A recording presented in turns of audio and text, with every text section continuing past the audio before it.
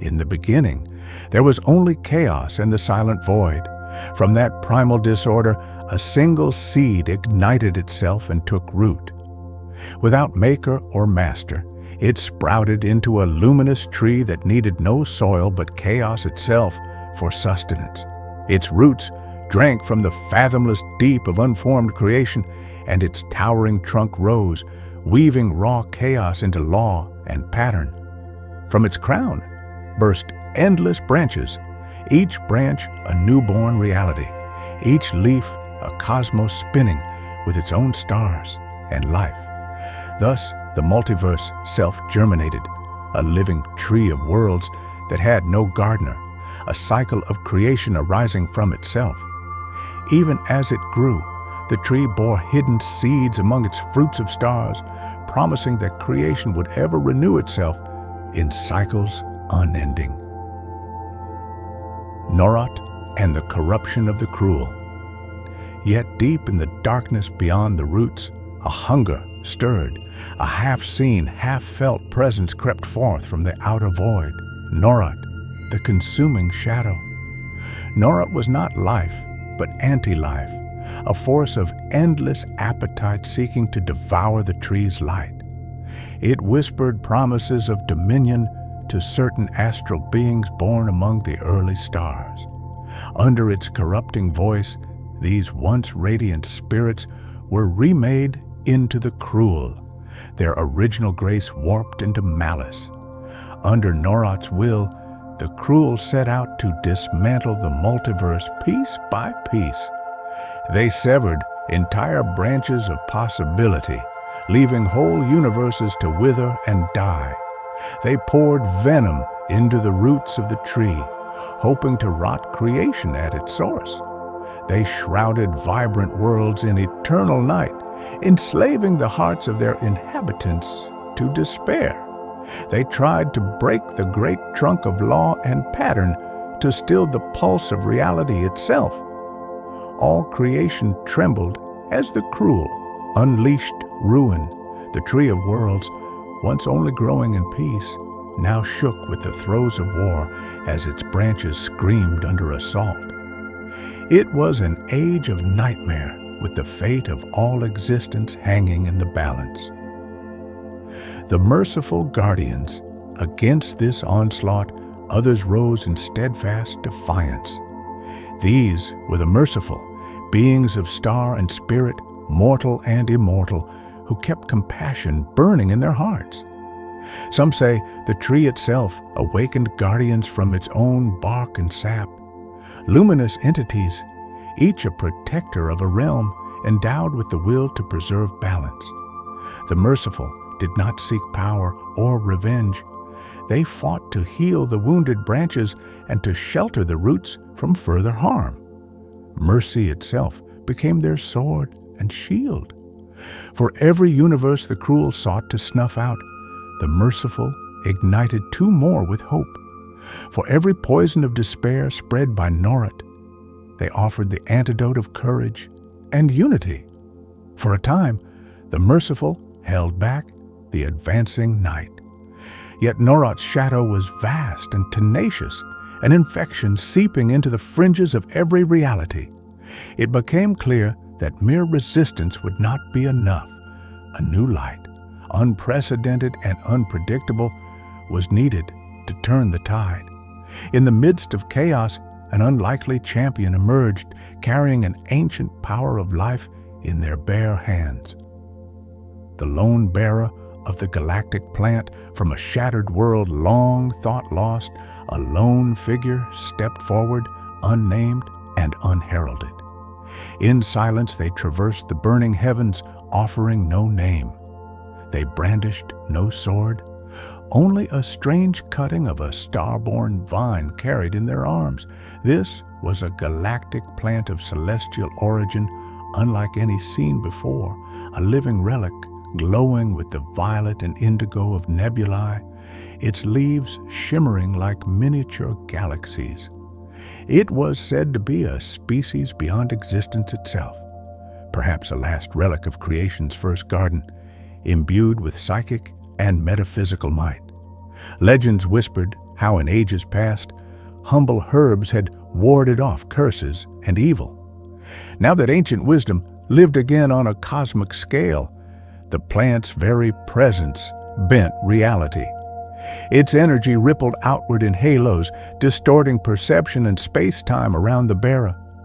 With it, the lone wanderer walked between worlds as easily as stepping through a door. Where the cruel brought terror, the plant conjured visions that bewildered and divided them. Some saw their own cruelty reflected and recoiled, while others became lost in labyrinths of illusion. The unnamed bearer moved like a phantom through battle lines, the cosmic vine coiling around them like living armor. Each step they took was outside of time's strict order, one moment spanning days, a single heartbeat stretching across eons, confounding Norit's minions and shielding the innocent from harm. Guided by a resolve as mighty as the tree's roots, the bearer traversed starless voids and burning galaxies alike, heading toward the very heart of the conflict. The galactic plant in their grip was not a sentimental token. It was a symbol of life's resilience, a fragment of the tree's own essence. In its pulsating glow, the merciful saw a flicker of destiny, a chance that this lone champion might accomplish what legions could not. And so, under fading heavens, the bearer marched toward the edge of reality, where Norat's darkness gathered like a storm. Clash at the edge of reality, at the farthest reaches of existence, where the last branch of the tree stretched into the great nothing, the final confrontation erupted. The cruel swarmed like a plague of black stars, twisting the void into monstrous forms. The merciful rallied behind the lone bearer, their light forming an aurora against the abyss. There, on the precipice between being and non-being, shadows and starlight collided in a cosmic tempest. Norit itself loomed beyond sight, a vast maw of emptiness draining color and hope from the air. With a guttural silence, it sought to swallow the tree's furthest limb whole. The unnamed hero stood defiant at that brink, holding the galactic plant aloft. In that moment, the plant blazed bright, a beam of life stabbing into the heart of unlife. Time and space around the branch bent wildly. Gravity lost meaning as shattered planets rose and fell like dust motes caught in a gale. The cruel assailants faltered, their senses overwhelmed by the shifting reality. Some found themselves battling phantoms of their own making, while others struck at illusions of the lone hero multiplying across the horizon. Seizing that opportunity, the merciful struck back. Lances of starfire and waves of harmonious sound, the prayers of countless beings united, surged toward Norit's manifestation. Under this onslaught of light and life, the bearer leapt forward and thrust the galactic plant's roots into the very fabric of the dying branch. With a thunderous crack, luminous vines erupted through the blackness, each tendril seeking out and purifying the rot that had crept in. The darkness recoiled, cut apart by tendrils of brilliant life force. In a final cacophony, the cruel legions were cast down and scattered into nothingness.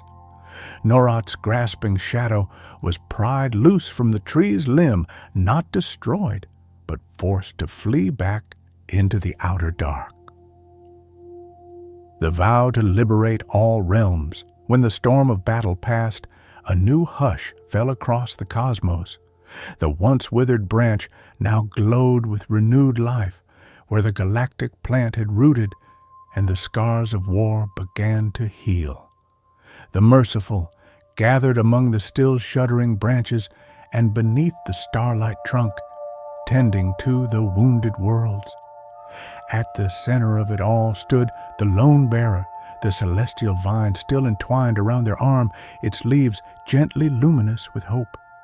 There, at the edge of reality, under a slowly brightening sky, the merciful and the unnamed hero made a solemn vow. They would not cease until every realm was free from Norot's taint. No matter if it took until the end of the next age or 100 cycles of the trees shedding and renewal, they pledged to liberate all worlds from the cruel and their void master. The multiverse itself heard this oath. It echoed down every branch and rose up from every root. Thus, this chapter of the eternal myth did not end in darkness, but in a promise of deliverance. In the gentle rustling of the tree's leaves, one could hear the oath carried on cosmic winds. It promised that as long as the tree of worlds stands, and even should it fall and rise again, the merciful will labor to undo corruption and preserve the balance. And so the saga closes in the light of that undying vow, with the liberation of all realms, not a distant dream, but a destiny yet to be fulfilled.